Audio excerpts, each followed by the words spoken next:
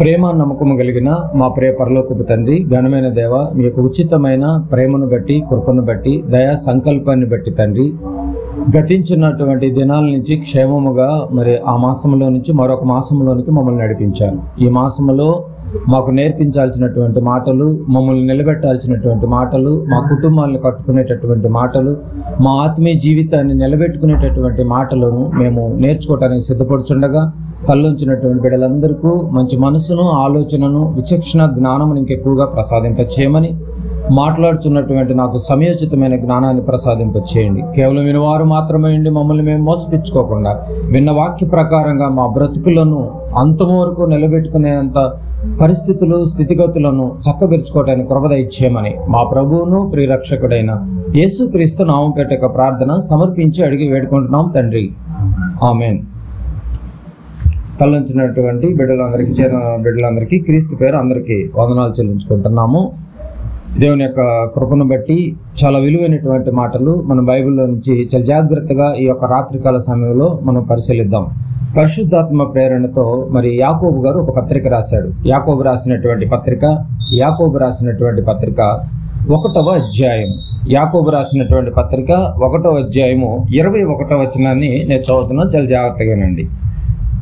యాకోబు పత్రిక 1వ అధ్యాయము 21వ వచనం ప్రతి మనిషికి అసలు ప్రారంభంలో గుర్తుండాల్సినటువంటి మొట్టమొదటి మాట. అందుచేత సమస్త కల్మషమును, విర్రవీగుతున్న దుష్టత్వమును మాని లోపల నాటబడి మీ ఆత్మలను రక్షించుటకు శక్తిగల వాక్యమును సాత్వికంతో అంగీకరించుడి. సాత్వికంతో అంగీకరించుడి. వాక్యాన్ని ఎలా అంగీకరించాలంట? సాత్వికంతో అంగీకరించాలంట. అంగీకరించడానికి ముందు మన హృదయంలో ఏముండకూడదంట? కల్మషం ఉండకూడదు, విర్రవీగితేటటువంటి తత్వం ఉండకూడదు అని ఒకటి, మనకి దుష్టత్వం ఉండకూడదు. ఇవి లోపల ఉండటం వల్ల వాక్యం నాటబడదు. ఎప్పుడైనా మందిరానికి వచ్చేటప్పుడు, అలాగే వాక్యాన్ని చదువుతున్న మనము, క్రీస్తులో ఉన్నటువంటి మనము, నువ్వు ఎప్పుడు ఎక్కడ ఏ విధంగా నువ్వు వాక్యం విన్నప్పటికీ కూడా ఆ వాక్యం నీలో నాటబడాలి అంటే, ఆ వాక్యం నిన్ను రక్షించాలి అంటే, నువ్వు అది శక్తిగా నీకు కనిపించాలి అని అంటే, నిజంగా నీలో చెడుతనము, విర్రవీగే తత్వము నీలో ఉంటే మాత్రం వాక్యము ఎన్నిటికీ కూడా నాటబడదని మీకు అర్థం కావాలి మొట్టమొదటి పాయింట్గా.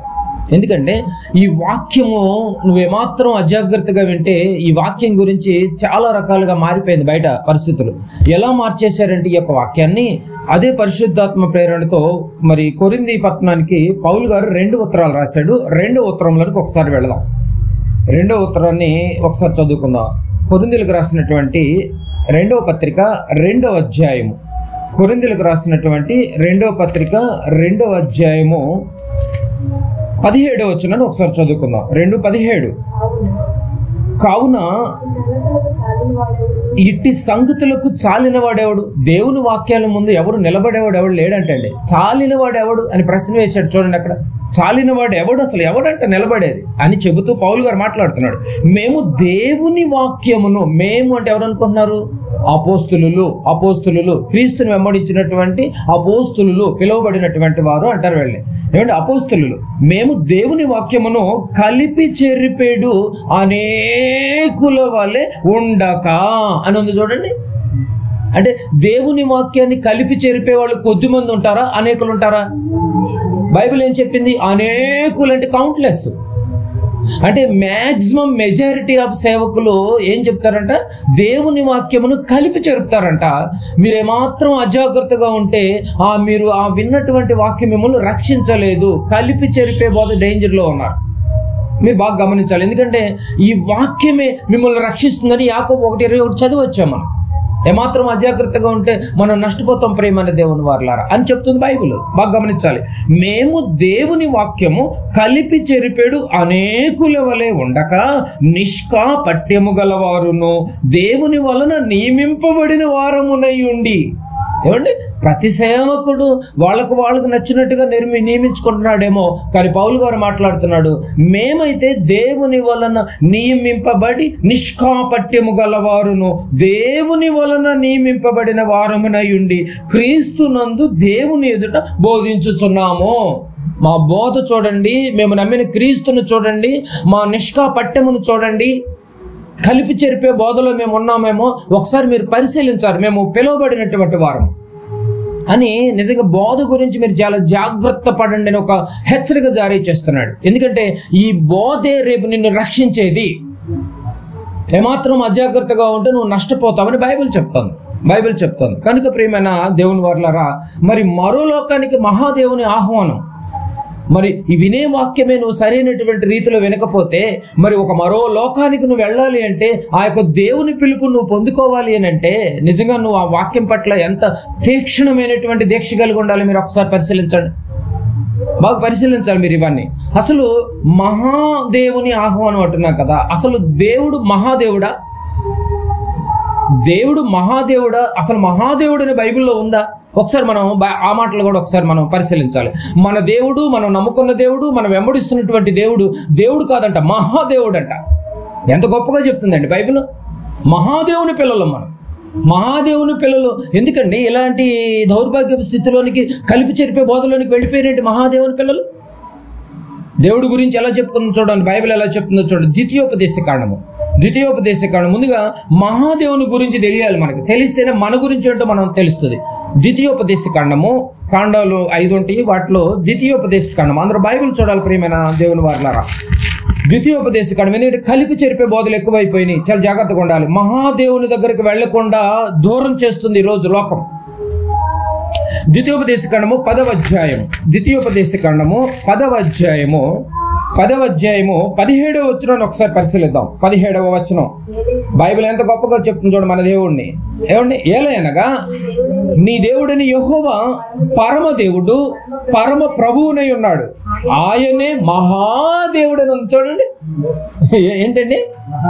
ఏంటండి మన దేవుడు ఎలాంటి దేవుడు అంట? మహాదేవుడు, పరాక్రమవంతుడు, భయంకరుడైన దేవుడు. ఆయన నరుల ముఖమును లక్ష్య పెట్టిన వాడు కాదు, లంచం పుచ్చుకున్నవాడు అంతకన్నా కాదు. బైబిల్ ఎంత కరాకండిగా తెచ్చుకోండి. దేవుని యొక్క స్టేటస్ అంటారు దీన్ని, దేవుని యొక్క క్యాపబిలిటీ, దేవుని యొక్క కెపాసిటీ. ఏమండి? మన దేవుడు ఎలాంటి వాడు అంట? ఆయనే మహాదేవుడు, ఇంకెవరు లేరు. పదాలు మీరు బాగా గమనించాలి. ఆయన తప్ప మహాదేవుడు ఎవరు లేరు లోకానికి. మరో మాట కూడా చూద్దాం, అర్థమవుతుందండి? నువ్వు నమ్ముకున్న దేవుడు, మనల్ని వెంబడిస్తున్నటువంటి దేవుడు ఎలాంటి దేవుడు? మహాదేవుడు, పరాక్రమవంతుడు, లంచం పుచ్చుకునేటటువంటి వాడు కాదు. మనుషుల నరుల ముఖమును చూసి బెండ్ అయ్యేవాడు అంతకన్నా కాదంట. అసలు డోంట్ కేర్ అంటున్నాడు. లక్ష్య పెట్టేవాడు కాదు. నెక్స్ట్ కీర్తనల గ్రంథము, ఆ పదాలు అండర్లైన్ చేసుకోండి. మహాదేవుడు, కీర్తనల గ్రంథము 77వ అధ్యాయము. అసలు ముందు మహాదేవుడు ఎవరో తెలిస్తే ఆ మహాదేవుడు ఆహ్వానం మనకుందో లేదో మనకు తెలుస్తుంది. కీర్తనల గ్రంథము 77వ అధ్యాయము 13వ వచనాన్ని ఒకసారి పరిశీలిద్దాం. ఇక్కడ కూడా ఏముందో చూద్దాం. కాండాల్లో మహాదేవుడు అని రాస్తుంది. ఇక్కడ 77వ అధ్యాయము 13వ వచనం, దేవా నీ మార్గము పరిశుద్ధమైనది. దేవుని మార్గం పరిశుద్ధమైనది అంటండి బాబు, పరిశుద్ధమైనది. దేవుని వంటి మహాదేవుడు ఎక్కడున్నాడు? భక్తులకి అర్థమైపోయిందండి, మనం వెంబడిస్తున్నటువంటి దేవుడు మహాదేవుడు ఎక్కడున్నాడు అసలు? దేవుడి అర్థమైంది, వెతికినా దొరకడు. దేవుని వంటి మహాదేవుడు ఎక్కడున్నాడు నాకు చూపించండి ఇప్పుడు. ఆ మహాదేవుడు పరిశుద్ధవంతుడు, ఆ మహాదేవుడు పరాక్రమవంతుడు, ఆ మహాదేవుడు నరుల ముఖంలో లక్ష్య పెట్టేవాడు కాదు, ఆ మహాదేవుడు లంచం పుచ్చుకునేవాడు అంతకన్నా. ఆ మహాదేవుని పిల్లలు అండి మనము. ఇంకా చూస్తారా? కీర్తనల గ్రంథము 95వ అధ్యాయము 95వ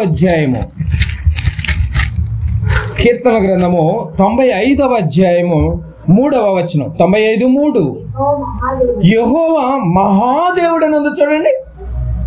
యెహోవా ఎవరంట? మహాదేవుడు, దేవతలందరికీ పైన మహాత్యము గల మహారాజు. దేవుడంట మహాదేవుడు అని బైబిల్ చెప్తోంది. యెహోవా మహాదేవుడు, దేవతలందరికీ పైన మహాదేవుడు యెహోవాయే, ఆయనే మహారాజు. ఏమండి? దేవుడి గురించి అన్ని మాటలు చెబితే ఆ మహాదేవునికి పుట్టినటువంటి పిల్లలు ఏ పరిస్థితిలో ఉన్నారో ఒకసారి చూస్తారా? ఒకసారి చూస్తారా, ఈ భూప్రపంచంలో ఆ మహాదేవుని బిడ్డలు, ఈ భూప్రపంచంలో 6 నెలల మీద 1,000 కోట్ల మంది బిడ్డలు ఉన్నారు కదా. ఈ బిడ్డలందరూ మహాదేవుని గురించి ఎలా ఆలోచన చేస్తున్నారు ఒకసారి చూడండి. రోమీలకు రాసినటువంటి పత్రిక పౌలు గారు పరిశుద్ధాత్మ ప్రేరణతో, అయ్యో పిల్లలు ఎలా మారిపోయారు ఒక్కసారి మీరు పరిశీలించాలి. ఒకవేళ అలాంటి జాబితాలో మనం ఉన్నామేమో. రోమీలకు రాసిన పత్రిక 1వ అధ్యాయము 21, 22, 23 వచనాలు ఉంటుంది. నేను చదువుతున్నాను, చాలా జాగ్రత్తగా వినండి. తీసారండి. రోమీలకు రాసిన పత్రిక 1వ అధ్యాయం 21, 22, 23 వచనాలు. 21, మరియు వారు దేవుని నెరిగి ఆయనను దేవునిగా మహిమపరచలేదు. దేవుణ్ణి తెలుసుకుని కూడా దేవునిగా మహిమపరచలేదు అంటే ఇశ్రాయేలు గురించి చెప్తున్నటువంటి మాట.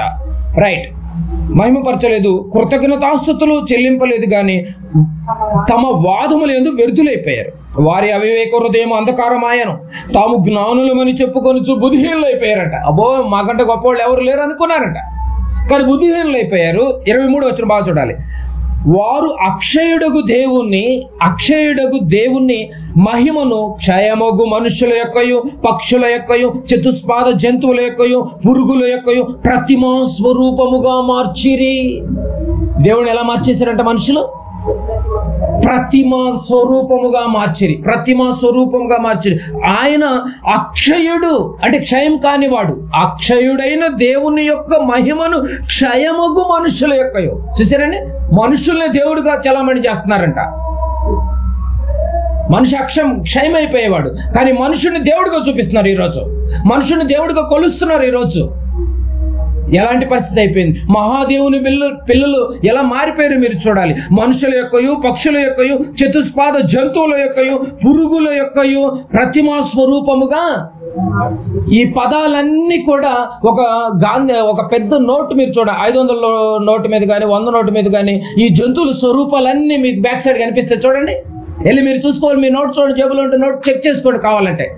10 రూపాయల నోటు పైన కానీ ఇగో ఆ జంతువులు కానీ ఆ స్వరూపాలు కానీ ఆ రూపాలన్నీ ప్రింట్ అయి ఉంటాయి. అంటే దేవుణ్ణి పక్కన పెట్టి, ఈ మహాదేవుని పక్కన పెట్టి, మనుషుడు ప్రింట్ వేసిన, మనుషుడు కలిగించిన, మనుషుడు సృష్టించినటువంటి ఈ యొక్క నాణ్యం వైపు, ఈ యొక్క నోటుల వైపు మనుషులు మొత్తం తిరిగిపోయి ఇవే దేవుడిగా కొలుస్తున్నారు ఈరోజు.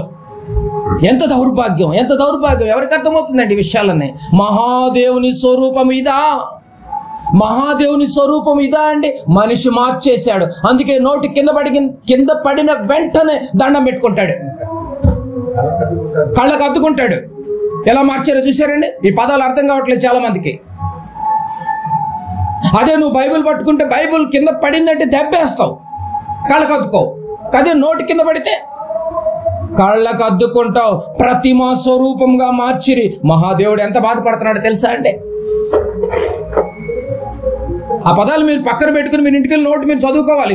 వారు మనుషులు అక్షయుడగు దేవుని మహిమను, ఆయన క్షయం కానివాడు అక్షయుడు, దేవుని మహిమను క్షయమగు మనుషుల యొక్కయో. మనిషి క్షయమైపోతాడు, ఒకరోజు లయమైపోతాడు. మనిషిని దేవుడిగా కొలుస్తున్నారు, పాదాల మీద పడుతున్నారు ఈరోజు. పక్షుల యొక్కయు, చతుస్పాద జంతువుల యొక్కయు, పురుగుల యొక్క ప్రతిమా స్వరూపముగా మార్చిరి. ఎలా మారిపోయింది చూసారండి? మహాదేవుని బిడ్డలు మహాదేవుని ఎలా మార్చారు? అస్సలు వాల్యూ లేకుండా మార్చారు. ఇంకా చూస్తారండి ఎలా మార్చారు? హోషేయ గ్రంథము చూడాలి ప్రియమైన దేవుని వారలారా. ఎందుకంటే ఈ వాక్యమే మిమ్మల్ని రక్షించేది, మన వాళ్ళందరినీ రక్షించేది ఈ వాక్యమే. అంత శక్తి గల వాక్యాన్ని నువ్వు పక్కన పెడితే, శక్తి గల వాక్యాన్ని నువ్వు దూరం చేసుకుంటే, శక్తి గల వాక్యాన్ని నువ్వు పెడచెవిని పెడితే మహాదేవుడు పెడచెవిని పెట్టినట్టు. హోషేయ గ్రంథము అందరూ చూడాలి. హోషేయ గ్రంథము 8వ అధ్యాయం. హోషేయ గ్రంథము 8వ అధ్యాయము తీసారండి, 746 పేజీ. హోషేయ గ్రంథము 8వ అధ్యాయం 14వ వచనం. 8:14 చదువుకుందాం ప్రియమైన దేవుని వారలారా. ఎలాగ మార్చారో చూడండి. ఇశ్రాయేలీయులు వారు తమకే నగరులను కట్టించుకొని తమ సృష్టికర్తను మరచి ఉన్నారు అని ఉందండి. ఏమైపోయారంటే ఇశ్రాయేల్ పరిస్థితి ఎలా అయిపోయింది? వారు తమ సృష్టికర్తను మరచి ఉన్నారు. ఏం చేసి మర్చిపోయారు? వారు తమ కొరకు తమకే నగరులను కట్టించుకొని, చూసారండి, ఉండటానికి వీళ్ళు ఉండటానికి నగరాలు కట్టించేసుకుని దేవుణ్ణి మర్చిపోయారంటండి, సృష్టికర్తను మర్చిపోయారంట. నిజం చెప్పాలంటే ఒక మహాదేవుణ్ణి మర్చిపోయారు. మహాదేవుని మర్చిపోయారని చెప్తుంది. మర్చిపోయి ఏ పరిస్థితిలోకి దిగజారిపోయారో తెలుసా అండి? మహాదేవుడు ఉన్నాడన్న సంగతి కూడా మర్చిపోయి ఏ పరిస్థితిలో దిగజారి తెలిసిపోయారా? అదే హోషేయ గ్రంథము 8వ అధ్యాయంలో ఉన్నాం కదా. ఇప్పుడు 4వ అధ్యాయంలోకి రండి. 4వ అధ్యాయము 1-2 వచనాలు. 1-2 వచనాలు. ఇశ్రాయేలు వారలారా, యెహోవా మాట ఆలకించుడి. సత్యమును కనికరమును దేవుని గురించిన జ్ఞానమును దేశమందు లేకపోవుట చూచి, సత్యము లేదు దేశంలో, కనికరము లేదు దేశంలో, పగ ప్రతీకారాలు ఉన్నాయి. యెహోవా చూచి దేశ నివాసులతో వ్యాజ్యమాడుచున్నాడు, అంటే గొడవ పడుతున్నాడు, వ్యాజ్యమాడుతున్నాడు. ఎందుకు జరుగుతుందంటే దేవుణ్ణి మర్చిపోవటం వల్ల ఏం జరుగుతుందో తెలుసా? ఏం చేస్తున్నారంటే 2వ వచనం, అబద్ధ సాక్ష్యము పలుకుటయు, ఏమండి, అబద్ధం ఆడుటయు, హత్య చేయుటయు, దొంగిలించుటయు, వ్యభిచరించుటయు వాడుకైపోయిందంటండి బాబు. ఏమండి, వాడు అలవాటు అయిపోయిందట. అబద్ధం చేయటం అలవాటు, దొంగతనం చేయటం అలవాటు, హత్య చేయటం అలవాటు, అబద్ధ సాక్ష్యం చెప్పటానికి కోర్టులో అలవాటు అయిపోయింది, వ్యభిచారం కూడా అలవాటు అయిపోయింది అంటే బాబు. అయ్యో ఎంత దౌర్భాగ్యం అయిపోయింది తెలుసా? మహాదేవుణ్ణి మర్చిపోతే అది ఏ దేశమైనా, ఏ పట్టణమైనా, ఏ గ్రామమైనా, ఏ టౌన్ అయినా ఇదిగో ఇలాగే మారిపోతారు. వాడికైపోయింది. జనులు కన్నము వేసేదారు. ఏమండి, జనులు కన్నము వేసేదరు, మానక నరహత్య చేసేదరు. హత్యలే బాబు. ఈరోజు మర్డర్ అంటే ఈజీ అయిపోయింది. కేవలం దేవుడి భయం లేకపోవటం వల్ల, కేవలం మహాదేవుని మర్చిపోవటం వల్ల. అందుకే దేవుడు కూడా ఒక నిర్ణయానికి వచ్చేసాడు. అందుకే మరో లోకానికి మహాదేవుని ఆహ్వానం నీకుందా? అంత ఈజీ కాదు ఆ లోకానికి వెళ్ళాలి అంటే. ఆహ్వానం ఉండాలి, ఆహ్వానం నీకు ఉండాలి. ఆయన మహాదేవుడు, ఆయన సింహాసనం, ఆయన మహాసింహాసనం అని మనకు తెలియాలి. అప్పుడే ఆ లోకానికి నువ్వు తెలుసుకోగలవు. ఆయన ఎక్కడున్నాడు? ఆయన మహాసింహాసనం, ఆయన పరలోకంలో ఉన్నాడు, మరో లోకంలో ఉన్నాడు. ఆ లోకానికి వెళ్ళాలి అంటే అంత ఈజీ కాదు. పిలుపు ఉండాలి, ఇన్విటేషన్ ఉండాలి. ఇన్విటేషన్ లేకపోతే నువ్వు వెళ్ళలేవు. దానియేలు గారు కూడా ఒక మంచి మాట చెప్పాడు చూడండి. దానియేలు గ్రంథము 2వ అధ్యాయము. ఏమండి, దానియేలు గ్రంథము. ఆహ్వానం ఉందో లేదో మీకు తెలియాలి. ఆహ్వానం లేకపోతే ఎంట్రీ లేదు. దానియేలు గ్రంథము 2వ అధ్యాయము. ఆ మహాదేవుడు ఆహ్వానానికి ఒక ఇన్విటేషన్ ఎలా పంపుతున్నాడో చూడండి. 2వ అధ్యాయము అందరూ చూడాలి ప్రియమైన దేవుని వారలారా. దానియేలు గ్రంథము 2వ అధ్యాయం 732 పేజీ. దానియేలు గ్రంథము 2వ అధ్యాయము 44-45 వచనాలు చదువుకుందాం. ఆ రాజుల కాలములలో పరలోకమందున్న దేవుడు ఒక రాజ్యమును స్థాపించును. దానియేలు నెబుకద్నెజరు రాజుతో చెప్తున్నాడు, హెచ్చరిక జారీ చేస్తున్నాడు. ఏమని? దానికంతటికి నాశనము కలగదు. ఒక రాజ్యం రాబోతుంది, ఆ రాజ్యము దాని నాశనం కలగదు. ఆ రాజ్యము దాని పొందబో వారికి గాక మరి ఎవనికి చెందదు. ఆ రాజ్యం ఏ రాజ్యం? అని క్రీస్తు రాజ్యం. ప్రవచనం ఇది రాబోతుంది. నెబుకద్నెజరు రాజుకు చెప్తున్నాడు, రాబోతుంది. అది ముందు చెప్పిన రాజ్యములన్నిటినీ పగలగొట్టి నిర్మూలన చేయను గాని అది యుగముల వరకు నిలుచును. క్రీస్తు రాజ్యం గురించి మాట్లాడుతున్నాడు దానియేలు గారు నెబుకద్నెజరు రాజుతో. 45 చేతి సహాయం లేక పర్వతముల నుండి తీయబడిన ఆ రాయి ఇనుమును, ఇత్తడిని, మట్టిని, వెండిని, బంగారమును పగలగొట్టగా తమరు చూచితిరే. ఇందువలన దానియేలు గారు ఏం మాట్లాడుతున్నాడు చూడండి. నెబుకద్నెజరు రాజుతో మహాదేవుడు ముందు అని ఉంది చూడండి. ఏంటండి, అందరికి దేవుడు మహాదేవుడుగా కనపడుతున్నాడు.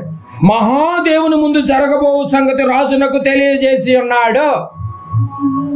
ప్రవచనం చూశారండి. ఒక రాజు రాబోతున్నాడు, వీటన్నిటిని పగలగొడతాడు, ఎవరి సహాయం ఉండదంట. ఆ రాజు ఎవరు? ఆ రాయి ఎవరు అని అంటే కొరింథీయులకు రాసినటువంటి మొదటి పత్రిక. ఈ ప్రవచనం ఎక్కడ నెరవేరింది చూడండి. కొరింథీయులకు రాసిన మొదటి పత్రిక. ఏమంటే ఆ రాజు, ఆ రాయి ఎవరో మీకు తెలియాలి. కొరింథీయులకు రాసిన మొదటి పత్రిక 10వ అధ్యాయము.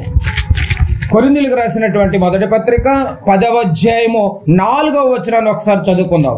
4వ వచనం అందరూ చూడాలి ప్రియమైన దేవుని వారలారా. 14 చూడండి. అందరూ ఆత్మ సంబంధమైన ఒకే పానీయమును పానము చేసిరి. ఏలయనగా తమను వెంబడించిన ఆత్మ సంబంధమైన బండలోనిది త్రాగిరి. ఆ బండ క్రీస్తే. ఆ యుగములు ఏలేటటువంటి రాజు రాబోతున్నాడు అన్నాడే, ఆ బండ ఎవరనుకున్నా, ఆ రాజు ఎవరనుకున్నా, ఆ సామ్రాజ్యం ఎవరనుకున్నా క్రీస్తు సామ్రాజ్యం రాబోతుందని ఆనాడు నెబుకద్నెజరు రాజుతో దానియేలు గారు ఘంటాపదంగా చెప్పాడండి బాబు ప్రవచనం. దేవుని యొక్క మహాదేవుని యొక్క ఆహ్వానానికి మొట్టమొదటి పిలుపుగా ఎవరిని పంపించాడు? ఆహ్వానానికి పత్రిక అనౌన్స్మెంట్ చేయడానికి ప్రవచనం యేసుక్రీస్తు రాబోతున్నాడు. ఏమిటి కదండి? అది అది అది పొందిన వారికే అర్థమవుతుందంట, అందరికి కాదంట. అది దాంట్లో ఆ కడగబడ్డ వాళ్ళకే అర్థమవుతుందంట, ఆ క్రీస్తులో రుచి చూసిన వాళ్ళకే అర్థమవుతుందంట. మరి ఎవరికి అర్థం కాదని చెప్పాడు దానియేలు గారు. అది అంత ఈజీ కాదంటున్నాడు. ఈరోజు చాలా మంది క్రైస్తవులకు మాకు దేవుడు తెలుసు అనుకుంటున్నారు. ఏం తెలియదండి బాబు. తెలుసు అన్న భ్రమలో ఉన్నారు.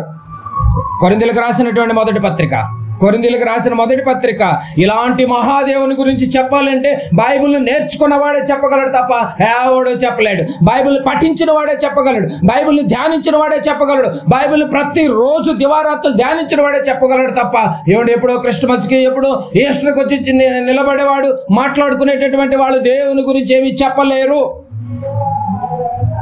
కొరింథీయులకు రాసిన మొదటి పత్రిక 2వ అధ్యాయము, కొరింథీయులకు రాసిన మొదటి పత్రిక 2వ అధ్యాయం అందరూ చూడాలి 2:9-10 వచనాలు చదువుకుందాం. ఇందును గూర్చి 9-10 వచనాలు. ఇందును గూర్చి దేవుడు తన్ను ప్రేమించిన వాణ్ణి గూర్చి ఏవి సిద్ధపరిచెనో అవి కంటికి కనబడలేదు. ఏమిటి చూశారండి? దేవుడు తన్ను ప్రేమించు వారి కొరకు. దేవుడు ప్రేమించాలి, నువ్వు దేవుడు ప్రేమించడం కాదు. నువ్వు దేవుడు ప్రేమిస్తావు, ఎప్పుడు అవసరాన్ని బట్టి నువ్వు ప్రేమిస్తావు. కానీ బైబిల్ ఏం చెప్తుందో తెలుసా? దేవుడే నిన్ను ప్రేమించాలి. అందుకే దేవుడి చేత నువ్వు ప్రేమించబడ్డావా, లేకపోతే నువ్వే దేవుడు ప్రేమిస్తున్నావా? ఏ రోజున ప్రశ్న వేసుకున్నారా?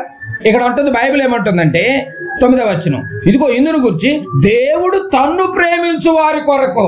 అంటే దేవుడు ఎవరినైతే ప్రేమిస్తున్నాడో వారి కొరకు ఏవి సిద్ధపరచెనో అవి కంటికి కనపడలేదంటే ఎవరికి.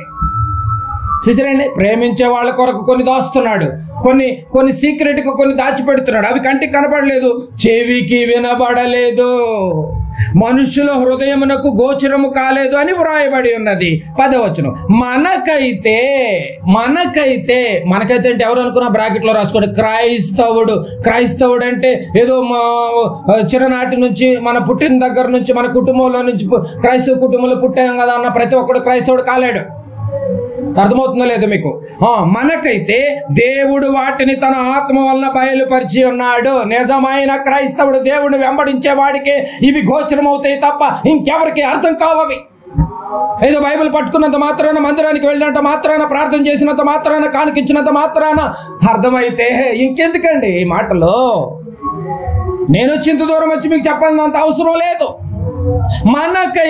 మనకైతే దేవుడు వాటిని బయలుపరిచాడు. ఉందా చూడండి. బయలుపరిచింది నీకు అర్థం కాలేదా? చదివితే కదా, ఆనుకుంటే కదా.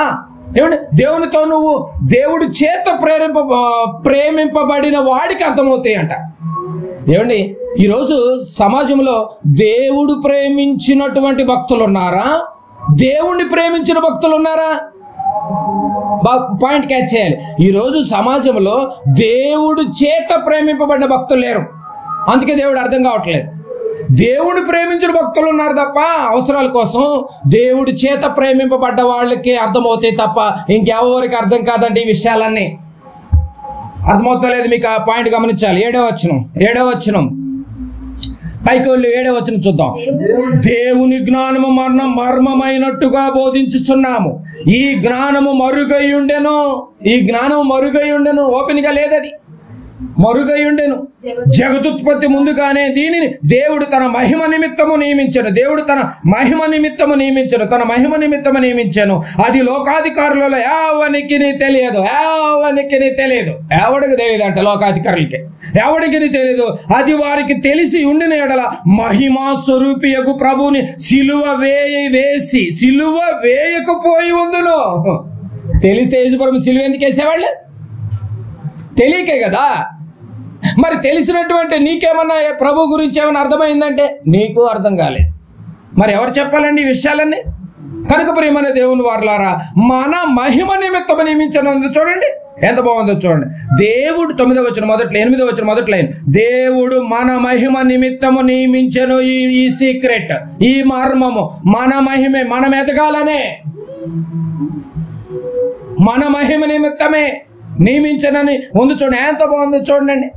మన మహిమ నిమిత్తము ఒక మహిమ గలటువంటి దేవుని కుమారుని లోకానికి పంపిస్తే ఆ కుమారుని అర్థం చేసుకోకుండా దూరం చేసుకున్నటువంటి లోకం అండి బాబు ఇది.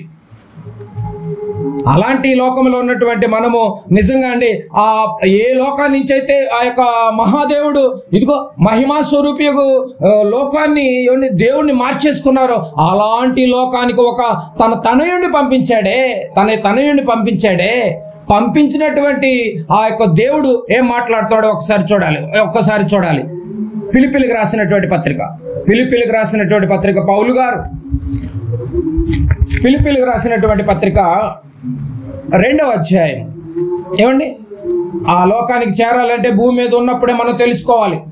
ఆ లోకానికి చేరుకోవాలంటే 2వ అధ్యాయం 9వ వచనం, అందుచేతను పరలోకమందున్న వారిలో గాని, భూమి మీద ఉన్న వారిలో గాని, భూమి కింద ఉన్న వారిలో గాని ప్రతి వాని మోకాలు యేసు నామములో వంగాలి. ఏం చెప్తున్నాడు బైబిల్? ఏమండి, పరలోకమందు ఉన్న వారిలో గాని, భూమి మీద ఉన్న వారిలో గాని, భూమి కింద ఉన్న వారిలో గాని అని 3 లోకాల ప్రస్తావన తీసుకొస్తుంది బైబిల్. ఏమంటే 3 లోకాల ప్రస్తావన తీసుకొస్తుందండి బైబిల్. అంటే 3 లోకాల గురించి చెప్తున్నాడు. ఏ లోకము? పరలోకము, భూలోకము, భూమి కింద ఉన్నటువంటి లోకము అని చెప్తున్నా. భూమి కింద ఉన్న లోకం అని చెప్తోంది. పరలోకం తెలుసు. పరలోకంలో ఎవరు ఉంటారు? దేవుడు ఉంటాడు. ఏమండి, ఆత్మలు ఉంటాయి, దేవదూతలు ఉంటాయి, ప్రభువుని ఎప్పుడు పొగుడుతూ ఉంటాయి. భూలోకంలో మనుషులు ఉంటారు, శరీరము ఆత్మ కలిసినటువంటి నరులు ఉంటారు. మరి భూమి కింద ఉన్న లోకం అన్నాడు కదా, భూమి కింద ఉన్న లోకం అని ఉంది. చూడండి, మీరు బాగా గమనించారు. భూమి కింద ఉన్న వారిలో గాని మోకాలు వంగాలని చెప్తుంది కదా. ఇంతకీ భూమి కింద ఉన్న లోకం ఏంది? ఏమంటే భూమి కింద ఉన్న 2 లోకాలు మనకు అర్థమవుతుంది. పరలోకం, భూలోకం అర్థమవుతుంది. భూమి కింద ఉన్న లోకం ఏదో మరో చోటు చూస్తే మనకు అర్థమైపోతుంది. చూడండి ఒకసారి భూమి కింద ఉన్న లోకం ఏదో చూద్దాం. యెషయా గ్రంథము 14వ అధ్యాయం. భూమి క్రిందనున్న లోకంలో వాళ్ళు కూడా మోకాలు వంచాల్సిందేనంట, యేసునామములో వంగాలంట. కానీ యేసు అంటే భయం లేదు ఈ రోజు లోకానికి. ఏమండి, చూద్దాం. యెషయా గ్రంథము 14వ అధ్యాయం. యెషయా గ్రంథము 14వ అధ్యాయం. యెషయా గ్రంథము 14వ అధ్యాయము. ఏమండి, 9వ వచనాన్ని ఒకసారి పరిశీలిద్దాం. ఆ భూమి కింద ఉన్న లోకం పేరేంటో చెప్తుంది బైబిల్. నీవు ప్రవేశించుచుండగానే, ఎప్పుడు గురించి? చనిపోయిన తర్వాత, శరీరాన్ని ఇక్కడ వదిలేసిన తర్వాత ఆత్మ ప్రయాణం చేసి వెళ్ళిపోతుంది ఒక సెకండ్లో. ఆ ప్రయాణం చేసి వెళ్ళిపోయే దాని లోకం గురించి చెప్తున్నాడు. నీవు ప్రవేశించుచుండగానే నిన్ను ఎదుర్కొనుటకై క్రింద పాతాళము అన్నది. చూడండి, భూమి కింద ఉంది ఏంటది? పాతాళము. భూమి కింద ఉంది పాతాళము. కిందనున్న పాతాళము నీ విషయమై కలవరపడుచున్నది. చూసారండి, అది నిన్ను చూసి ప్రేతలను రేపుచున్నది. బాగా గమనించాలి. భూమి కింద పాతాళము అంటే భూమి కింద ఉన్న లోకం పేరేంటి? పాతాళము. భూలోకము, పాతాళము, భూలోకము, పైన పరలోకం. ఈ 3 లోకములో ఉన్నటువంటి వాళ్ళు ఏమండి, ప్రతి వాని మోకాలు వంగాలని చెప్తోంది. రైట్, మనం ఎక్కడి నుంచి ఎక్కడికి వచ్చాము? 1లో నుంచి 2లోకి వచ్చాం, అంతే కదండి. 1 పరలోకం అయితే, 2 భూలోకం అయితే, 1లో నుంచి 2లోకి ప్రయాణం చేసాం. ఇప్పుడు 2లో నుంచి చనిపోయిన వెంటనే ఎక్కడికి వెళ్ళిపోతాం? పాతాళానికి వెళ్ళిపోతాం. అయితే బైబిల్ ఏం చెప్తుందంటే 3లో నుంచి మనం ఇప్పుడు ఏకంగా 1లోకి వెళ్ళాలి అంటే మనం ఎక్కడ జాగ్రత్త పడాలి, ఎక్కడ తెలివితేటలు కలిగి ఉండాలి? బైబిల్ చెప్తుంది చూడండి. సామెతల గ్రంథము 5వ అధ్యాయము. ఏమంటే నిజంగా ఇలాంటి తెలివితేటలు అప్లై చేస్తే ఎప్పుడో మనుషులు బాగుపడేవాళ్ళండి. సామెతల గ్రంథము 15వ అధ్యాయం. సామెతల గ్రంథము 15వ అధ్యాయము. అందరూ చూడాలి ప్రియమైన దేవుని వారలారా. సామెతల గ్రంథం 15వ అధ్యాయము 24వ వచనాన్ని ఒకసారి చదువుకుందాం. క్రిందనున్న పాతాళం అర్థమైపోయింది కదండి. ఇప్పుడు పాతాళం క్రింద ఉంది అంటే క్రిందనున్న పాతాళము తప్పించుకొనవలెనని. ఏమండి, అన్నిటికంటే తప్పించుకోవాల్సింది ఏంటో తెలుసా? క్రిందనున్న పాతాళాన్ని తప్పించుకోవాలి మనిషి అయినా. క్రిందనున్న పాతాళం తప్పించుకొనవలెనని బుద్ధిమంతుడు పరమునకు పోవు జీవ మార్గమును నడుచుకొనును. ఏమండి, కిందనున్న పాతాళం తప్పించుకుని ఎక్కడికి వెళ్ళాలి మనము? బుద్ధిమంతుడైతే పరలోకానికి వెళ్ళే బాట వేసుకుంటాడట. ఎక్కడుండి వేసుకోవాలి? రెండులో ఉండి వేసుకోవాలి, భూమి మీద ఉండి వేసుకోవాలి. కానీ భూమి మీద ఉన్నప్పుడు దేవుడి గురించి చెప్తే ఏమైనా ఎక్కుద్దా మీకు? ఎక్కదు. బుద్ధిమంతుడికి అయితే ఎక్కుద్ది. అర్థమవుతుందో లేదు మీకు పాయింట్? బుద్ధిమంతుడైతే పాతాళ లోకానికి వెళ్లకుండానే పరలోకం గురించి ఆలోచిస్తూ ఉంటాడంట. రెండులో ఉండి అంటే భూలోకంలో ఉండి. బుద్ధిమంతుడైతే పరమునకు పోవు జీవ మార్గమును అంటే భూమి కింద పాతాళం ఉందని అర్థమైపోయింది. పరలోకం, భూలోకం, పాతాళ లోకం, ఈ 3 లోకాలే ఉన్నాయి. కిందనున్న పాతాళం గురించి అర్థమైతే బుద్ధిమంతుడు పరలోకం గురించి ప్లాన్ చేస్తాడు. వాడు తెలివిగలవాడు. చాలా మంది అమ్మ వాడు చాలా తెలివిగా ఉంటాడండి. ఏం తెలివి? పాతాళం తప్పించుకునే తెలివి అప్లై చేయమను. వాడు తెలివిగలవాడు, వాడు బుద్ధిమంతుడు, వాడు జ్ఞానం కలిగిన వాడు. అసలు ఏ లోకాలు ఉన్నాయో తెలియదు, వాడు 7 లోకాలు అంటాడు. ఏమంటే అర్థమవుతుందో లేదు? బైబిల్ చెప్పింది 3 లోకాలు, నీకు 7 లోకాలు ఎక్కడి నుంచి వచ్చింది? అర్థమవుతుందో లేదు? బుద్ధిమంతుడైతే పరలోకానికి ప్లాన్ చేస్తాడు. ప్లానింగ్ అన్ని సన్నాహాలని భూమి మీద బతుకున్నప్పుడే చేస్తాడు బుద్ధిమంతుడు. వాడు తెలివిగలవాడు. కిందనున్న పాతాళమును తప్పించుకొనవలెనని బుద్ధిమంతుడు పరమునకు పోవు జీవ మార్గమును నడుచుకొనును. నడవాలి. పరలోకానికి ఎలా వెళ్ళాలో నడుచుకోవాలి భూమి మీద బతుకున్నప్పుడే. లేకపోతే నువ్వు ఆయన యొక్క ఆహ్వానానికి నువ్వు వెళ్ళలేవని చెప్తోంది. బాగా గమనించాలి. ఏమండి, మీ పర్మనెంట్ అడ్రస్ ఏది అని అంటే ఇక్కడిది రాస్తారు, కానీ ఒరిజినల్ గా మీరు ఆలోచన చేసి ఇది పర్మనెంట్ అడ్రస్ కాదు. ఒక 20 సంవత్సరాల తర్వాత, ఒక 30 సంవత్సరాల తర్వాత, ఒక 50 సంవత్సరాల తర్వాత మళ్ళీ వచ్చి ఈ పర్మనెంట్ అడ్రస్ లో ఇతను ఏడి అని అడిగితే అక్కడ ఉండడు. ఎక్కడికి వెళ్ళాడు? మరి అడ్రస్ పర్మనెంట్ అని ఎందుకు రాశావు? అర్థమవుతుందండి మీకు పాయింట్? మరి పర్మనెంట్ అడ్రస్ లో పర్మనెంట్ గా ఉండాలి. ఎందుకు లేడు అంటే ఇది మనకి పర్మనెంట్ కాదనమాట. అంటే బుద్ధిమంతుడైతే పర్మనెంట్ అడ్రస్ ను పసిగడతాడు. అదే పరలోకం, అదే మహాలోకం, అది మహాదేవుడు ఉన్న లోకం. అది పసిగడతాడని మనకు అర్థమవుతుంది. అంటే మన గురించి మనకు తెలియకే మన బ్రతుకు మారలేదండి. ఈరోజు మన గురించి మనం తెలుసుకోవాలి. మనం ఏంటో మనం తెలుసుకోవాలి. పుట్టక ముందు కూడా మనం ఉన్నామని మనకు అర్థం కావాలి. మన పుట్టక ముందు కూడా మనం ఉన్నామని మీకు అర్థం కావాలి. మీరు ఇక్కడికి వచ్చారు అని అంటే నిజంగా అండి, మీరు ఇంటి దగ్గర నుంచి ఇక్కడికి వచ్చారు. ఎవడు అర్థం అంటే కానీ అర్థం, మీరు ఇంటి దగ్గర ఉన్నారు కానీ ఇక్కడికి వచ్చారు. అసలు ఇంటి దగ్గరే లేకపోతే మీరు రారు కదా. అలాగే పరలోకంలో ఒకప్పుడు ఉన్నాము కనుక భూలోకానికి వచ్చాం. అసలు పరలోకంలో లేకపోతే భూలోకానికి వచ్చేవాళ్ళం కాదుగా. అనేది బైబిల్ ఏం చెప్తుందో చూడండి. కీర్తన గ్రంథము 90వ అధ్యాయము.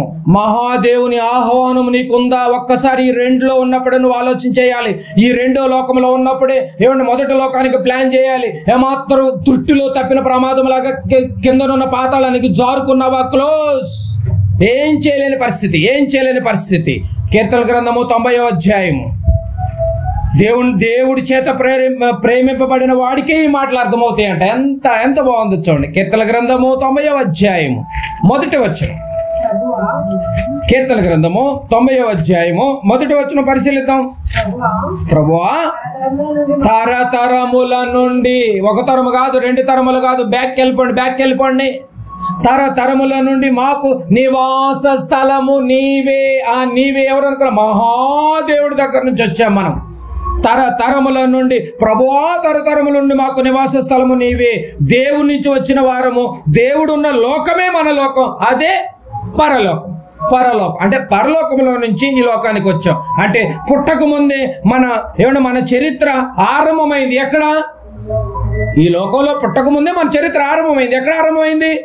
పరలోకంలో ఆరంభమైంది. మళ్ళీ తిరిగి ఎక్కడికి వెళ్ళాలి? పరలోకానికి వెళ్ళాలి. మరి పరలోకపు పిలుపు నీకుందా? మరి ఆహ్వానం నీకుందా? మరి ఇన్విటేషన్ నీకుందా? మరి పత్రిక నీకుందా? మరి ఇన్విటేషన్ లేకపోతే నువ్వు వెళ్ళలేవు. మళ్ళీ తిరిగి అక్కడికి లేకపోతే నువ్వు వెళ్ళలేవు. అంటే మనము పరలోకములో ఉన్నామన్నమాట. పుట్టక ముందే ఉన్నామంటారా? ఎఫ్ఎస్సీలకు రాసినటువంటి పత్రిక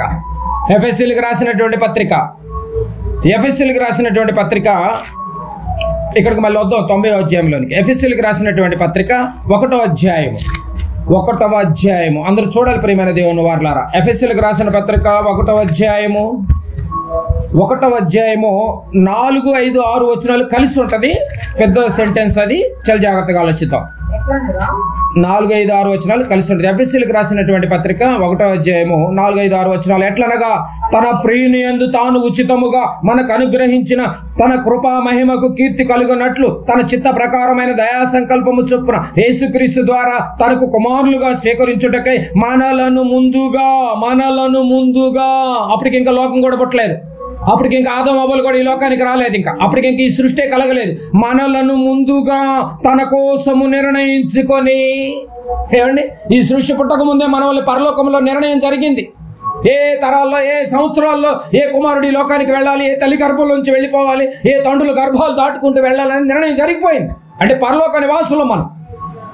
ఏమండి, మనలను ముందుగా తన కోసము నిర్ణయించుకొని మనము తన ఎదుట పరిశుద్ధులమును నిర్దోషమై ఉండవలనని జగత్తు పునాది వేయబడక మునిపే ఉందండి. జగత్తు పునాదులు ఇంకా జరగలేదు. జగత్తుకు, ఈ సృష్టికి పునాదులు వేయబడక మునుపే ఉందండి. ఏమండి, మన చరిత్ర చూడండి ఎంత పెద్ద గొప్పదో. మునుపే ప్రేమ చేత ఆయన క్రీస్తులో మనలను ఏర్పరచుకొనెను. కొంటాడు ఉందా, కొనేనుందా? ఆల్రెడీ ఫాస్ట్ టెన్స్ అయిపోయింది. కొన్నాడు, కొనేసాడు, నిర్ణయించాడు, నిర్ణయాలు జరిగిపోయినాయి, సన్నాలు జరిగిపోయినాయి. మన లోకం పరలోకం ఎవరికి అర్థం కావట్లేదు. ఈ సీక్రెట్ అది బుద్ధిమంతుడికి అర్థమవుతుంది. అది కన్ను మూసిన తర్వాత పాతాళంలో జారిపోక ముందే నువ్వు భూమి మీద నువ్వు ఆలోచన చేయాలి. 3 లోకాల్లో మధ్య లోకంలో మనం ఉన్నాం ఇప్పుడు. అదే చెప్తున్నాడు, జగత్తు పునాది వేయబడక ముందే క్రీస్తులో మనల్ని ఏర్పరచుకోలేను. అంటే ఈ సృష్టి ముందే మనము పుట్టాము, ఈ రోజు పుట్టుక జరిగింది కాదు. ఎప్పుడునైనా నీ పుట్టుకనే పలానా 1958, 1978, 1938 అని ఏదో కొన్ని ఇయర్లు చెప్తూ ఉంటావు. కానీ అది బయటవాడు చెప్పేది ఒక అర్థం ఉంది. కానీ క్రైస్తవుడిగా నువ్వు చెప్పకూడదు. నీ పుట్టుక ఏంటంటే అందరికంటే పెద్దవాడు నువ్వే. అర్థమైన వాడే అందరికంటే పెద్దవాడు. బాగా ఆలోచించాలి. పరలోకం అనేది మన ఊరు, పరలోకం అనేది మన పౌరపు స్థితి. పరలోకం అనేది మన మహాదేవుడు ఉన్నటువంటి లోకం. అది ఈ సృష్టి పుట్టక ముందే మనం ఉన్నాం. అంత పెద్దవాళ్ళం మనం. కీర్తన గ్రంథము 90వ అధ్యాయము. ఎక్కడి నుంచి వచ్చాము అక్కడికి వెళ్ళిపోవాలి. వెళ్ళాలి అంటే ఆయన పిలుపు ఉండాలి, ఇన్విటేషన్ ఉండాలి. ఆయనైతే మాత్రం రమ్మని అంటున్నాడు. చూడండి 90వ అధ్యాయము 1-2 వచనాలు. ప్రభువా, తరతరముల నుండి మాకు నివాస స్థలము నీవే, పర్వతములు పుట్టక మునుపు. మళ్ళీ మోషే గారి ప్రార్థనలో మీనింగ్ ఎలా వస్తుందో చూడండి. మనం ఎప్పటి నుంచి ఉన్నవాడు? పర్వతాలే. ఇంకా అప్పటికి పర్వతాలే పుట్టలేదు. అప్పుడప్పుడు గుణదల కొండ ఎక్కుతాను, గమ్మో అని ఆపసాబలు పడిపోతారు. చూసారు, అసలు ఆ కొండ పుట్టక ముందే ఉన్నవారా నాయన? కొండ వయసు పెద్దదా, నీ వయసు పెద్దదా? ఏమండి, పర్వతాల వయసు పెద్దదా, నీ వయసు పెద్దదా? అదే చెప్తున్నాడు చూడండి. పర్వతములు పుట్టక మునుపు, భూమిని లోకమును నీవు పుట్టింపక మునుపు, యుగ యుగములు నీవే దేవుడు అని అంటున్నాడు చూడండి. యుగ యుగములు నీవే దేవుడు అని చెప్తుంది బైబిల్. యుగ యుగాలకి నీవే దేవుడు. 3వ వచనం. నీవు మనుషులను మంటికి మార్చుచున్నావు. మనుషులను మంటికి మార్చేస్తున్నాడు. బాగా గమనించాలి. మనుషులు వేరైపోతున్నాడు. ఏమండి, డెడ్ బాడీ వేరైపోతుంది, ఆత్మ వేరైపోతుంది. మన శరీరం మొన్నే కదా మళ్ళీ తిరిగి మనలో కలిసిపోతుంది. మరి ఆత్మ సంగతి ఏంటి? ఏమండి, నీవు మనుషులను మంటికి మార్చుచున్నావు. నరులారా తిరిగి రండి. పిలుపు ఉందాలండి. నరులారా తిరిగి రండి అన్న పిలుపు అందరికీ ఉంది. పిలుపు ఉంది కదా అని చెప్పి చనిపోయిన వెంటనే వెళ్ళిపోతారేంటి ఆ లోకానికి? ఏమండి, పిలుపు అయితే అందరికి ఉంది. నరులారా తిరిగి రండి అన్న పిలుపు అందరికీ ఉంది. కానీ పరలోకానికి వెళ్ళాలంటే అర్హత ఉండాలి. ఇప్పుడు మళ్ళీ ఏమండి, నరులారా తిరిగి రండి అన్న పిలుపు ప్రపంచవ్యాప్తంగా అందరికి ఉంది, ఇన్విటేషన్. కానీ పరలోకం వెళ్ళాలంటే మాత్రం అర్హత ఉండాలి. అర్హత లేకపోతే నువ్వు వెళ్ళలేవు. బాగా గమనించాలి మీరు. ఇక్కడ మరణం ఆహ్వానం అందరికీ ఉంది. ఏమండి, మరణం ఆహ్వానం అందరికీ ఉందా అండి? మరణం అందరికీ సమానముగా ప్రాప్తించును అని ఉంది. అంటే మరణం అందరికీ ఉంది, మరణాహ్వానం అందరికీ ఉంది. కానీ పరలోకానికి అందరికీ ఆహ్వానం లేదు. అందరికీ ఆహ్వానం లేదు. ఏముండాలి? అర్హత ఉండాలండి బాబు. లేకపోతే అక్కడికి మనం వెళ్ళలేము. అందుకే ఆ అర్హతను సంపాదించాలంటే ఏం చేయాలి అంటే, యేసు ప్రభువు వారి లోకానికి వచ్చి ఏమంటే ఒక ఇంటిమేషన్ ఇచ్చాడు, ఒక హెచ్చరిక జారీ చేశాడు. ఆయన అక్కడికి రావాలంటే మీరు కొన్ని చేయాల్సిన పనులు ఉన్నాయి నాయన, అంత ఈజీ కాదు, అంత ఈజీ కాదు. మరణం అయితే అందరికీ ఉంది కానీ పరలోకం పిలుపు అందరికీ లేదు నాయన. ఇదిగో మీకు సీక్రెట్ ఒకటి ఓపెన్ చేస్తున్నాను, ఈ పాయింట్ మీరు క్యాచ్ చేయండి అన్నాడు. మత్తయి సువార్త 11వ అధ్యాయం. మత్తయి సువార్త 11వ అధ్యాయము. ఏమండి, సెలవిచ్చుతున్నాడు, అందరికి రమ్మనే సెలవిస్తున్నాడు. వెళ్ళిపోతావేంటి? మత్తయి సువార్త 11వ అధ్యాయము. మత్తయి సువార్త 11వ అధ్యాయం 28, 29 వచనాలు పరిశీలించాలి. మత్తయి సువార్త 11వ అధ్యాయం అందరూ చూడాలి. మత్తయి సువార్త 11వ అధ్యాయము 28, 29 వచనాలు. ప్రయాసపడి భారం మోయించిన సమస్త జనులారా నా యొద్దకు రండి. పిలుపు అందరికీ ఉందండి, పిలుపు అందరికీ ఉంది. మీరు పాయింట్ పదాలు మీరు బాగా గమనించాలి. పిలుపు అందరికీ ఉంది. నేను మీకు విశ్రాంతి కలుగు చేతును. పిలుపు అందరికీ ఉంది. కానీ నేను సాత్వికుడను, దీన మనసు గలవాడను. 29 మర్చిపోయారు చాలా మంది. 28 బాగానే గుర్తుంది, 29 మర్చిపోయారు. తెలుసా మీ క్రైస్తవులు? నేను సాత్వికుడను, దీన మనసు గలవాడను కనుక మీ మీద నా కాడి ఎత్తుకొని పైన పిలిచాడు. అక్కడ ఆగిపోయింది క్రైస్తవం. కానీ కింద ఏం చెప్పాడు తెలుసా? కండిషన్ పెట్టాడు. ఏం కండిషను? మీరు నా మీద నా కాడి మీ మీద ఎత్తుకొని నా యొద్ద నేర్చుకుంటేనే అప్పుడు కండిషన్. ఏమిటి కండిషన్ చూడలేదా? యేసుని చూసి నువ్వు యేసు కండిషన్ చూడలేదా? యేసు చెప్పిన కండిషన్ చూడలేదా? యేసుబాబుని ఏమంటే డిసెంబర్ 25 రోజు క్రిస్మస్ పండగగా అంతగా చెప్పినటువంటి నీవు యేసు పెరుగుతూ 30 ఏట స్వార్థ ప్రారంభించిన తర్వాత 3.5 సంవత్సరాలను దండయాత్రను ప్రభావితం చేసినప్పుడు తొలి దినాలలో వచ్చినటువంటి తొలి ప్రసంగంలో మాటలేకివి. అర్థమవుతుందా మీకు పాయింట్? ప్రయాసపడి భారం మోస్తున్న సమస్య చెల్లారా నా యొద్దకు రండి అనగానే ఎగబడి వచ్చావు. బాగుంది. నేను మీకు విశ్రాంతి కలుగు చేస్తానంటే అదేనైనా కావాల్సింది మాకు విశ్రాంతి అని. బాగుంది, ఓటేసావు, బాప్తిజం తీసుకున్నావు, నువ్వు ఎక్కడెక్కడో తిరిగేస్తున్నావు. ఇంకా కానీ కిందది ఎవరికి? 28 నువ్వు చూసి, నువ్వు 29 ఎవరికి? ఇప్పుడు చెప్తున్నాడు ఏమని? నేను సాత్వికుడు. ఇంకేదో చెప్పాలనుకుంటున్నాడండి. అప్పుడే వెళ్ళిపోతే ఎలా? అప్పుడే నువ్వు సర్దుకుంటే ఎట్లా దుకాణం బాప్తిజం తీసేసుకుని? నేను సాత్వికుడను, దీన మనసు గలవాడను గనుక మీ మీద నా కాడి ఎత్తుకొని నా యొద్ద నేర్చుకొనుడి, అప్పుడు మీ ప్రాణములకు విశ్రాంతి. పిలుపు ఎలా ఉందో చూసారండి? మరణం అందరికీ ఉంది కానీ పరలోక పిలుపు అందరికీ లేదు. అర్థమవుతుందో లేదు మీకు పాయింట్? అప్పుడు మీ ప్రాణములకు విశ్రాంతి దొరుకును. ఎప్పుడు దొరుకుతుంది విశ్రాంతి? 28లో విశ్రాంతి ఇస్తానన్నాడు. కానీ ఆ విశ్రాంతి నీకు కలగాలి అంటే, ఆ విశ్రాంతి నువ్వు పొందుకోవాలి అంటే నువ్వేం చేయాలి? కాడి ఎత్తుకోవాలి నా యొద్ద. ఏమండి, నిజంగా ఈరోజు మందిరానికి వెళ్ళి నేర్చుకున్న వాళ్ళు ఎవరున్నారండి? అసలు నేర్పించే సేవకుడు ఎక్కడున్నాడు ఈరోజు? అంటే మందిరం అనేది ఒక పాఠశాలగా మారిపోవాలి, సేవకుడు ఒక ఉపాధ్యాయుడిగా మారిపోవాలి, విశ్వాసులు విద్యార్థులుగా మారిపోయిన రోజు, ఆ కాడి ఎత్తుకున్న రోజు. ఇంతకు మరి కాడంటే దునపోతులు మోసే కాడి అనుకుంటారేంటి? ఎడ్లు మోసే కాడి అనుకుంటున్నారేంటి? కాడి మరొక చోట ఉంది. ఆ మాట కాడేంటో, కాడెత్తుకోమన్నాడు. ఏంటా కాడి? కొరింథీయులకు రాసిన మొదటి పత్రిక, కొరింథీయులకు రాసినటువంటి మొదటి పత్రిక. ఆ కాడేంటో కూడా మనం చూద్దాం. క్రైస్తవులందరికీ చెప్పాలండి మీరు ఈ విషయాలని. విశ్రాంతి ఇస్తానన్నాడు, ఇవ్వలేనది. ప్రభు దగ్గరికి వస్తే విశ్రాంతి దొరుకుద్ది, కానీ కండిషన్స్ అప్లై. కొరింథీయులకు రాసిన మొదటి పత్రిక 9వ అధ్యాయం. ఆ కాడేంటో చెప్తున్నాడు పౌలు గారు. చూడండి, కొరింథీయులకు రాసిన మొదటి పత్రిక 9వ అధ్యాయము 16వ వచనం. మొదటి కొరింథీ 9:16 చూడండి, చాలా జాగ్రత్తగా చూడాలి. కాడేంటో చెప్తున్నాడు. 16వ వచనం. నేను సువార్తను ప్రకటించుచున్నాను, నాకు అతిశయ కారణము లేదు. నేను బిల్డప్ని వెదజల్తలేదు. నాకేం అతిశయం అంటే ఓవర్ చేయట్లేదు. నేను సువార్త ప్రకటిస్తున్నానని అందరు సేవకుల్లాగా రెడ్ కార్పెట్ వేసి నేను బిల్డప్ ఇవ్వట్లేదు. అదే దాని మీనింగ్. అదే అతిశయ కారణము లేదు. సువార్తను ప్రకటింపవలసిన భారము అనందు చూడండి. ఏమండి, ఆ సువార్త, ఆ కాడి ఏదో కాదు, సువార్తను ప్రకటింపవలసినటువంటి భారము నా మీద మోపబడి ఉన్నది అన్నది. చూడండి, నీ మీద ఎత్తుకోవాలన్నాడు కదా. దేన్ని ఎత్తుకోవాలి నువ్వు? సువార్తను ప్రకటింపవలసినటువంటి భారము నీ మీద మోపబడి ఉన్నది అన్నాడు. మరి ఈ సువార్తను చాలా మంది ప్రకటిస్తున్నారు కదా, నీ మీద మళ్ళీ ఎందుకు మోపుతున్నాడు ఈ తరంలో కూడా అంటే, అనేకులు సువార్తను కలిపి చెరిపే వాళ్ళు ఉన్నారు నాయన, కనుక నువ్వెత్తుకో ఈ తరంలో.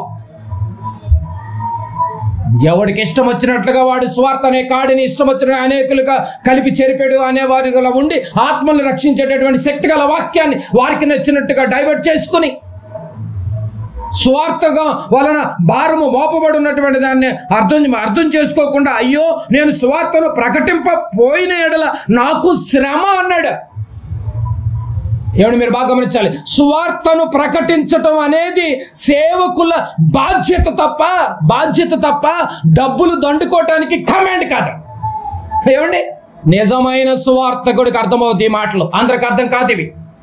అర్థమవుతుందండి? సువార్తను ప్రకటింపవలసినటువంటి భారము నా మీద మోపబడు, నువ్వు చేయాలి అంతే, నీ డ్యూటీ అది. ఏమండి, ఉదయ కాలంలో ఏమండి ఎడ్లకి చక్కగా మా బండి కట్టేసి దున్నటానికి నొక్కు తయారు చేసి పొలంలో వదిలినప్పుడు నువ్వు దున్నుతూ ఉండాలి సాయంకాలం వరకు. యజమానుడు ఆ యొక్క కాడని తీసేంత వరకు నువ్వు దున్నుతూ ఉండాలి, బాధ్యత అది. ఇప్పుడు సువార్త బాధ్యత ఏంటి? సేవకుల బాధ్యత ఏంటి? సువార్తను ప్రకటింపవలసినటువంటి భారము మా మీద మోపబడి ఉన్నది. ఈరోజు సువార్త భారాన్ని మోసేది ఎవరున్నారండి? సువార్తను అడ్డు పెట్టుకుని బతికే వాళ్ళు ఉన్నారు, కానీ భారాన్ని మోసే వాళ్ళు ఎవరున్నారు మీరు చెప్పాలి. ఇలాంటి వాళ్ళు మహాదేవుణ్ణి కలుసుకోలేరు. బాగా గమనించాలి. అయ్యో నేను సువార్తను ప్రకటింపబోయిన ఎడల నాకు శ్రమ. ఎక్కడ? కిందనున్న పాతాళములో. ఆ పాతాళాన్ని నువ్వు తప్పించుకోవాలంటే సువార్తకు ఉన్నటువంటి విలువ నీకు తెలియాలి. సువార్తలో భారాన్ని నువ్వు మొయ్యాలని చెప్తుంది. బాగా గమనించాలి. మరణం ఆహ్వానం అందరికీ ఉంది, కానీ పరలోకపు ఆహ్వానం అందరికీ లేదు. అర్హత ఉండాలి. ఏంటి అర్హత? సువార్తను ప్రకటింపవలసినటువంటి భారం నీ మీద మోపబడి ఉన్నది కనుక నా కాడి నువ్వు ఎత్తుకొని అర్హతను నువ్వు సంపాదించాలి. పరలోకం వెళ్ళాలంటే అర్హత ఉన్న వాళ్ళకే, పిలుపు ఉన్నటువంటి వాళ్ళే పరలోకానికి అర్హులవుతారు. ఆ మరో లోకానికి మహాదేవుని ఆహ్వానం నీకుందా? అలాంటి భారాన్ని నువ్వు కలిగి ఉన్నావా? అడుగుతోంది బైబిల్.